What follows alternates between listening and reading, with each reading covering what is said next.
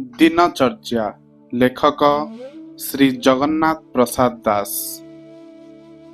ସୁମିତ୍ରା ନିଦରୁ ଉଠି ଅଳସ ଭାଙ୍ଗିଲା।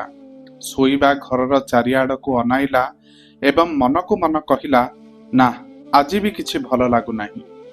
ଯଦିଓ ଘରର ସବୁ ଜିନିଷପତ୍ର ସୁରୁଚି ସମ୍ପନ୍ନ ଏବଂ ସୁବ୍ୟବସ୍ଥିତ ଥିଲା, ସୁମିତ୍ରାର ମନେ ହେଲା ଯେମିତି ତା ମନର ରିକ୍ତତା ସବୁ ଯାଇ ଏହି କୋଠରୀର ସବୁ ଅଂଶରେ ଗୋଟିଏ ପରସ୍ତ ଛାଇ ଯାଇଛି। ଏପରିକି ସେ ଯଦି ଝରକା ଖୋଲିଦିଏ, ଏହି ଶୂନ୍ୟତା ଯେମିତି ତା ଆଖି ପାଉଥିବା ପର୍ଯ୍ୟନ୍ତ ରାସ୍ତା, ଘର, ଗଛ ପତ୍ର ସମେତ ସାରା ଆକାଶକୁ ଆବୃତ କରିଦେବ। ସୁମିତ୍ରାର ଘରେ ସବୁକିଛି ସୁନିୟନ୍ତ୍ରିତ ଥିଲା।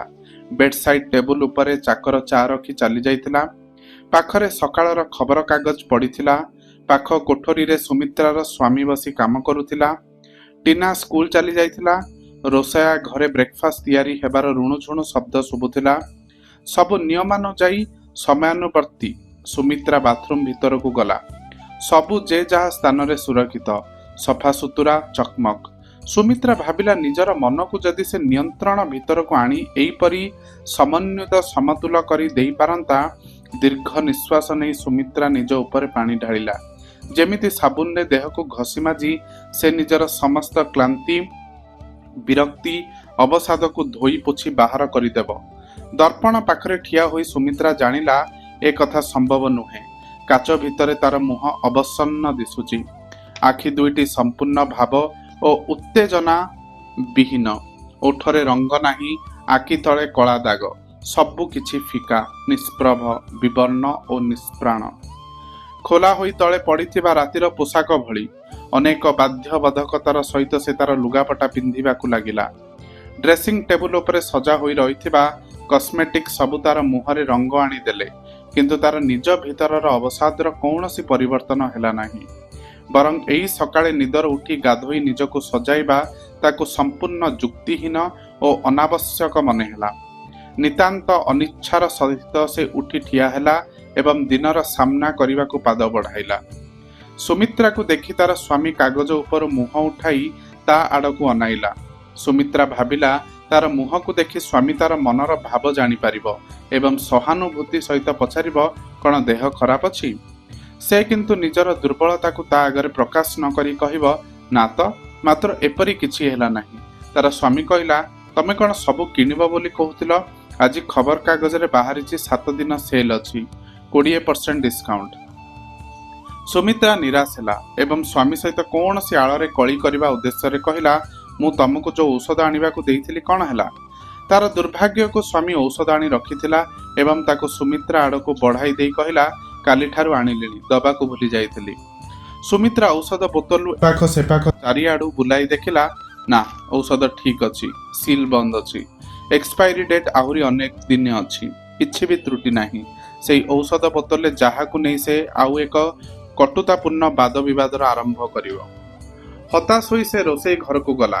ଏଠାରେ ସେ ଚାକରର ବିଭିନ୍ନ ପ୍ରକାରର ଭୁଲ ଭ୍ରାନ୍ତି ଓ ଅକର୍ମଣ୍ୟତାକୁ ନେଇ ନିଜର କ୍ରୋଧ ଓ ବିରକ୍ତିକୁ ସବାକ୍ ରୂପ ଦେଇପାରିଥାନ୍ତା, କିନ୍ତୁ ସେ ସ୍ୱାମୀ ସହିତ କଥାବାର୍ତ୍ତା ପରେ କ୍ଳାନ୍ତି ବୋଧ କରୁଥିଲା ଏବଂ ଆଉ ଯୁକ୍ତିତର୍କ ଅଥବା ଭର୍ତ୍ସନା କରିବାର ମନସ୍ଥିତିରେ ନଥିଲା।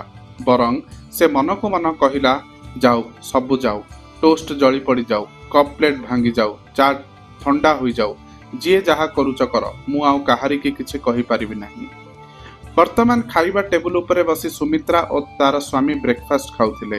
ଟୋଷ୍ଟ ଠିକ୍ ସୁନା ରଙ୍ଗର ଓ ଉପଯୁକ୍ତ ଉତ୍ତାପର ଥିଲା। ଅମଲେଟରେ ଲୁଣ ଠିକ୍ ଥିଲା, ଚା ଗରମ ଥିଲା। ସ୍ୱାମୀ ଭଲ ମୁଡ୍ରେ ଥିଲା। କେବଳ ସୁମିତ୍ରା ନିଜର ମନକୁ ଆୟତ୍ତ କରିପାରୁନଥିଲା। ତାର ସ୍ୱାମୀ କହିଲା, ଏ ମାସରେ ଆମକୁ ବହୁତ ଲୋକଙ୍କୁ ଖାଇବାକୁ ଡାକିବାର ଅଛି। ସୁମିତ୍ରା ଭାବିଲା, ଚିତ୍କାର କରି କହିବ, ମୋତେ ଏ ପାର୍ଟି ସବୁ ଆଉ ଭଲ ଲାଗୁନାହିଁ। ସେଇ ଏକାଭଳି ଲୋକ, ଏକାଭଳି ମପାଚୁପା ଓ ସତର୍କ ସଂଳାପ, ସେଇ ଭଦ୍ର ପୋଷାକ, ଅତ୍ୟାଧୁନିକ ବେଶଭୂଷା, ସାମାନ୍ୟ ମିଥ୍ୟାର ଆଶ୍ରିତ କଥୋପକଥନ, ନିଶାଗ୍ରସ୍ତ ଅବସ୍ଥାର ସାମୟିକ ଅନ୍ତରଙ୍ଗତା ଓ ଭଙ୍ଗୁର ପ୍ରତିଶ୍ରୁତିମାନ। ସୁମିତ୍ରାର ପୁଣି ମନେ ପଡ଼ିଲା କଟୁ ନଥିବା ସମୟ କଥା। ହାତ ଗଢ଼ିରେ ଅତି ମନ୍ଥର ଗତିରେ ଚାଲୁଥିବା କଣ୍ଟା, ଶୂନ୍ୟରୁ ଝୁଲି ରହିଥିବା ଘଣ୍ଟା ଘଣ୍ଟା ସେକେଣ୍ଡ ଲିତା ବିଲିତା। ବ୍ରେକଫାଷ୍ଟରୁ ଲଞ୍ଚ ଓ ଲଞ୍ଚରୁ ଡିନରର ବ୍ୟବଧାନ ଗୋଟିଏ ଗୋଟିଏ ସମ୍ବତ୍ସର। ତାର ବର୍ତ୍ତମାନ ଆଉ ଭୋକ ନଥିଲା ଏବଂ ସେ ଜାଣିଥିଲା ଯେ ସେ ଆଉ ଖାଇବ ନାହିଁ। ତଥାପି ସେ ଅମଲେଟଟିକୁ ଛୁରୀ ଦେଇ ଆହୁରି ଛୋଟ କରି କାଟିଲା ଏବଂ କହିଲା, ଏ ସପ୍ତାହରେ ନୁହେଁ, ଆର ସପ୍ତାହରେ। ଏ ଭିତରେ ବରଂ ସେ ନୂଆ ଫିଲ୍ମଟା ଦେଖିବା। 10ଟା ବେଳେ ସ୍ୱାମୀ ଅଫିସ ବାହାରିଗଲା। 5 ମିନିଟ ପରେ ଡାକବାଲା ବେଲ୍ ଦେଲା। ଇଲେକ୍ଟ୍ରିକ ବେଲ୍ର ନୋଟିସ୍ ଥିଲା। ଆଉ କିଛି ବି ତ ଚିଠି ଆଣି ଆସେ ନାହିଁ ଡାକବାଲା। ସୁମିତ୍ରାର ମନେ ପଡ଼ିଲା କଲେଜରେ ପଢ଼ିବା ବେଳେ ସେ ଦେଶ ବିଦେଶର ଫ୍ରେଣ୍ଡ ମାନଙ୍କୁ ଚିଠି ଲେଖୁଥିଲା ଏବଂ ପ୍ରତିଦିନ ଡାକରେ ତା ପାଖକୁ ରଙ୍ଗ ବେରଙ୍ଗ ଲଫାଫାରେ ଅନେକ ଚିଠି ଆସୁଥିଲା। ଆଜିକାଲି ଡାକରେ କେବଳ ଅବୈତବ ଟେଲିଫୋନ ବିଲ୍, ଡିସ୍କାଉଣ୍ଟରେ ମିଳୁଥିବା ଶାଢ଼ୀର ବିଜ୍ଞାପନ, ନିମନ୍ତ୍ରଣ ପତ୍ର। ଇଲେକ୍ଟ୍ରିକ ବିଲ୍ର ଲଫାଫାକୁ ନ ଖୋଲି ସେ ସେମିତି ଟେବୁଲ ଉପରେ ରଖିଦେଲା ଏବଂ କେତେ ଦିନ ତଳେ ଅଧା ପଡ଼ି ରଖିଦେଇଥିବା ବହିଟିକୁ ଖୋଜିବାକୁ ଲାଗିଲା। ଟେଲିଫୋନ ବାଜିଲା ଏବଂ ରିସିଭର ଉଠାଇ କିଛି କହିବା ପୂର୍ବରୁ ସେ ପାଖରୁ ମିସେସ୍ ଶର୍ମାଙ୍କର ଅନିବାର୍ଯ୍ୟ କଣ୍ଠସ୍ୱର ଭାସି ଆସିଲା। ବୁଝିଲେ, ମୁଁ 5 ଥର ଡାଏଲ କରି ସାରିବା ପରେ ଆପଣଙ୍କ ନମ୍ବର ପାଇଲି। ଆଜିକାଲି ଟେଲିଫୋନ ସର୍ଭିସ ଯାହା ହେଲାଣି ନା। ସୁମିତ୍ରା କହିଲା, ଆମ ଟେଲିଫୋନ ବି ବେଶ କିଛି ଦିନ ହେଲା ଖରାପ ଥିଲା। ମିସେସ୍ ଶର୍ମା କହିଲେ, ଖାଲି ଟେଲିଫୋନ ତ ନୁହେଁ, ଏ ପାଖରେ ଇଲେକ୍ଟ୍ରିକ ବି ବନ୍ଦ ଅଛି। କାଲି ରାତିରେ ବି ବିଜୁଳି ବନ୍ଦ ରହିଲା ଅନେକ ସମୟ ପର୍ଯ୍ୟନ୍ତ। ଟିଭିରେ ଭଲ ପ୍ରୋଗ୍ରାମ ମିସ୍ କଲୁ। ସୁମିତ୍ରା କହିଲା, ଖବର କାଗଜରେ ବାହାରିଥିଲା କେଉଁ ସମୟରେ କେଉଁ ଅଞ୍ଚଳରେ ଲୋଡ ସେଟିଂ ହବ। ମିସେସ୍ ଶର୍ମା କହିଲେ, ସତରେ? କିନ୍ତୁ କିଏ ଏତେ ଟିକିନିକି କରି ଖବର କାଗଜ ପଢୁଛି? ସୁମିତ୍ରା ଭାବିଲା, ସକାଳର ଖବର କାଗଜରେ ସେଦିନ ପାଣି ସପ୍ଲାଏ ବନ୍ଦ ହେବା ବିଷୟରେ ବାହାରିଥିଲା ବୋଲି କହିବ।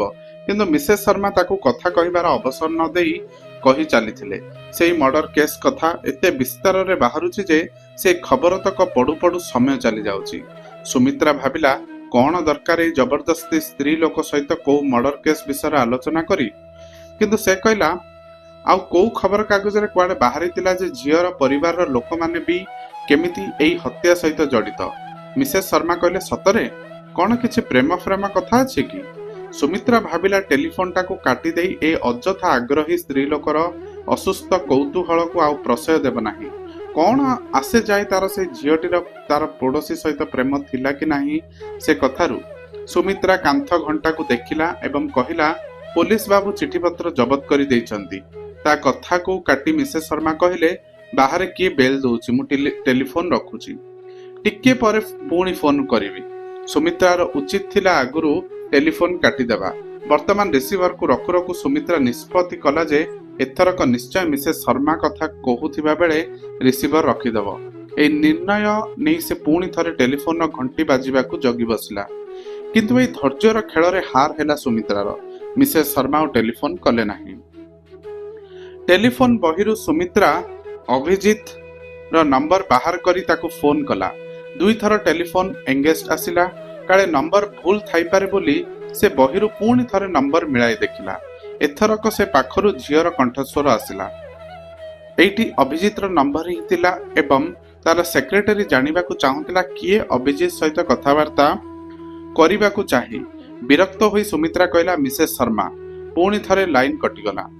ଝିଅଟି ଅଭିଜିତ ସହିତ କଥା କହି ସୁମିତ୍ରାକୁ ତାର ଠିକଣା ପଚାରିଲା। ଏଥରକ ସୁମିତ୍ରା ତାର ଠିକଣା ଦେଲା ଏବଂ ଅଭିଜିତ ଲାଇନକୁ ଆସିବାରେ ତାକୁ କହିଲା, ସେ ଝିଅକୁ କହିଦିଅ ତମକୁ ଲାଇନ ଦେବା ଆଗରୁ ମତେ ଅଧଘଣ୍ଟାଏ ଜେରା କରିବ ନାହିଁ।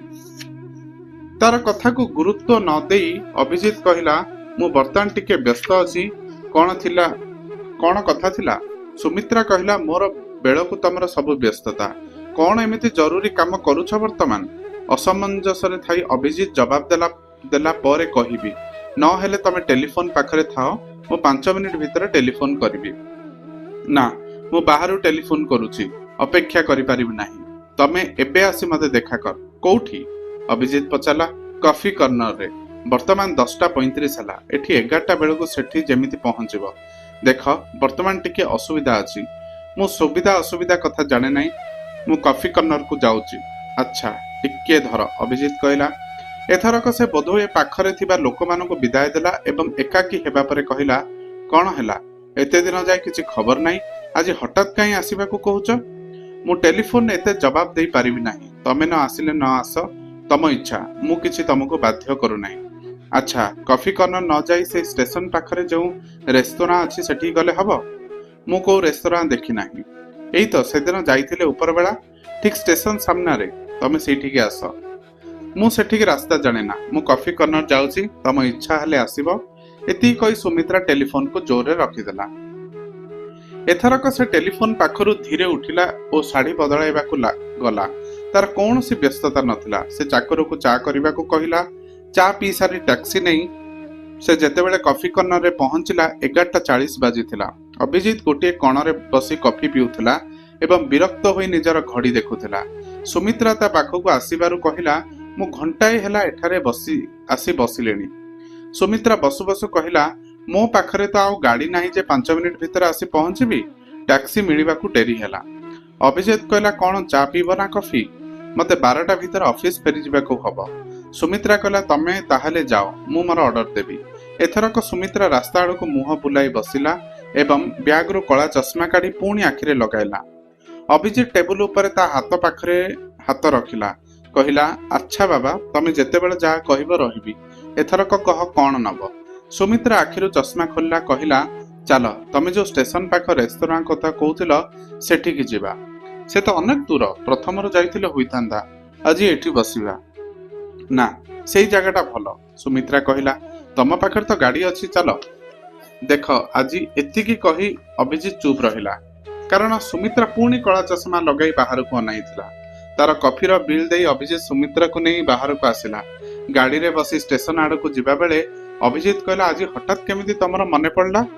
କଥାର ସିଧାସଳଖ ଜବାବ ନ ଦେଇ ସୁମିତ୍ରା ପ୍ରହେଳିକା କଲା, ମୁଁ ତମ ଭଳି ନୁହେଁ। ଏହାର କୌଣସି ଅର୍ଥ ନଥିଲା। ତେଣୁ ଏ କଥାକୁ ଆଉ କୌଣସି ବ୍ୟାଖ୍ୟା ନ କରି ଅଭିଜିତ କହିଲା, କ'ଣ କିଛି ଜରୁରୀ କଥା ଥିଲା? ସୁମିତ୍ରା କହିଲା, ଆମର ଏତେ ଦିନ ପରେ ଦେଖା ହେଉଛି, ଏଇଟା କ'ଣ ଜରୁରୀ କଥା ନୁହେଁ? ଅଭିଜିତ ଏଥରକ ଚୁପଚାପ ଗାଡ଼ି ଚଳାଇଲା। ଷ୍ଟେସନ ପାଖ ରେସ୍ତୋରାଁ ଭିତରେ ପଶି ସେ କଣରେ ଟେବୁଲ ଖୋଜିଲା, କିନ୍ତୁ ଟେବୁଲ ଖାଲି ନଥିଲା। କହିଲା, ତମେ 1 ମିନିଟ୍ ବସିଥାଅ, ମୁଁ ଅଫିସକୁ ଫୋନ କରିଦେଇ ଆସେ। ଅଭିଜିତ ଯେତେବେଳେ ଫେରିଲା, ସୁମିତ୍ରା ଉଦାସ ହୋଇ ବସିଥିଲା। ତାର ହାତରୁ ହାତରେ ଅନେକ ନେଇ ଅଭିଜିତ କହିଲା, କ'ଣ ହେଇଛି ତମର? ସୁମିତ୍ରା ଅଭିଜିତର ଆଖିକୁ ଅନାଇଲା।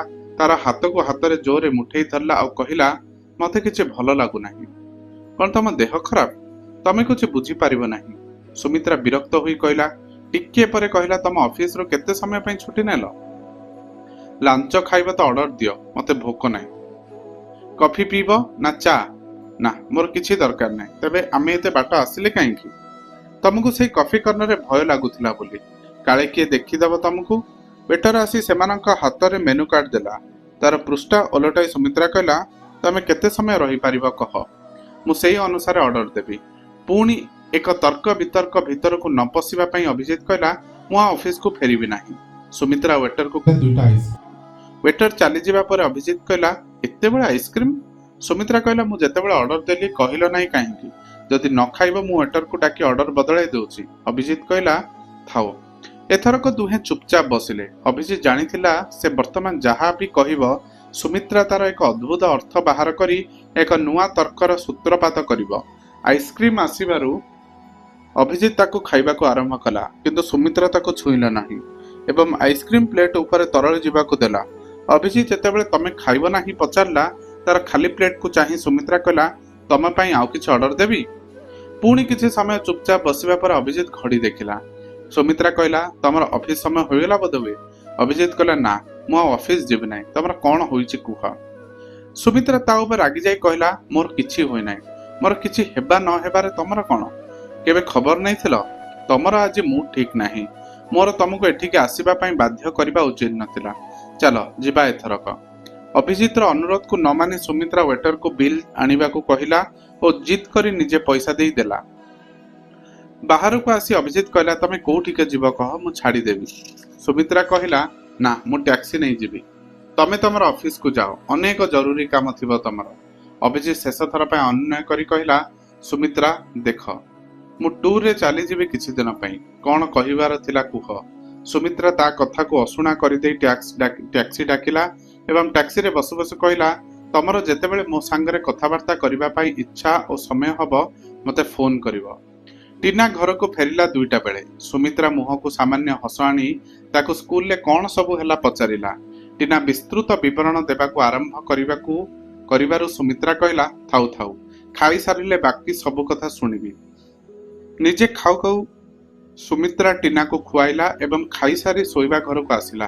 ତା ପଛେ ପଛେ ଟିନା ଆସି ତାର ବହି ଧରି ଛିଡା ହେଲା। କହିଲା, ମତେ ଗପଟା କହ।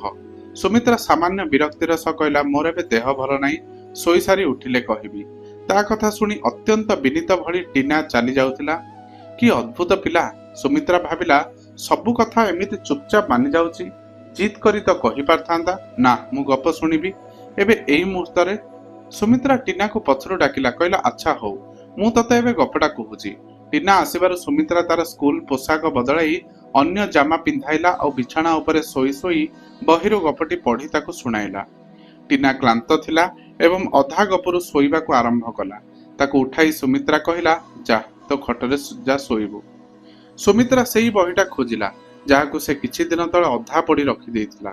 କିନ୍ତୁ ବହି ମିଳିଲା ନାହିଁ। ସେ ଝରକାର ପର୍ଦ୍ଦା ଟାଣିଦେଲା ଏବଂ ବିଛଣା ଉପରେ ଆଖି ବୁଜି ଶୋଇ ନିଜ ଉପରେ ବିରକ୍ତ ହେଲା। କୋଉଠି ସେ ବହିଟା ରଖିଦେଇଛି ବୋଲି। ପାଖ ଖଟ ଉପରେ ଟିନାର ନିଦରେ ଶୋଇ ପଡିବାର ଦୀର୍ଘ ନିଶ୍ୱାସ ଶୁଣୁ ଶୁଣୁ ସୁମିତ୍ରା ନିଜେ କେତେବେଳେ ଶୋଇଗଲା ଜାଣିପାରିଲା ନାହିଁ। ତାର ନିଦ ଯେତେବେଳେ ଭାଙ୍ଗିଲା, ଘର ଭିତରେ ଅନ୍ଧାର ଥିଲା। ସୁମିତ୍ରା ଯାଇ ଝରକାର ପର୍ଦ୍ଦା ଖୋଲି ବାହାରକୁ ଅନାଇଲା। ଶୀତ ଦିନର ଗୋଧୂଳି ଆକାଶ ଅତ୍ୟନ୍ତ ମ୍ଳାନ ଓ ମଳିନ ଦେଖାଯାଉଥିଲା। ସୁମିତ୍ରା ବାହାରୁ ଆଖି ଫେରାଇ ଘର ଭିତରକୁ ଅନାଇଲା। ଟିନା ଉଠି ଚାଲି ଯାଉଥିଲା ଏବଂ କୋଠରୀ ସୁନସାନ ଥିଲା। ସୁମିତ୍ରା ଅନୁଭବ କଲା ଯେପରି ଏକ ଉଦାସୀ ବିଷଣ୍ଣତା ଆସ୍ତରଣ ଧୀରେ ଧୀରେ ତାର କୋଠରୀର ସମସ୍ତ ଜିନିଷକୁ ଆଚ୍ଛନ୍ନ କରିଦେଉଛି। ଦୀର୍ଘ ନିଶ୍ୱାସ ନେଇ ସୁମିତ୍ରା ମନକୁ ମନ କହିଲା, ନା, କିଛି ବି ଭଲ ଲାଗୁନାହିଁ।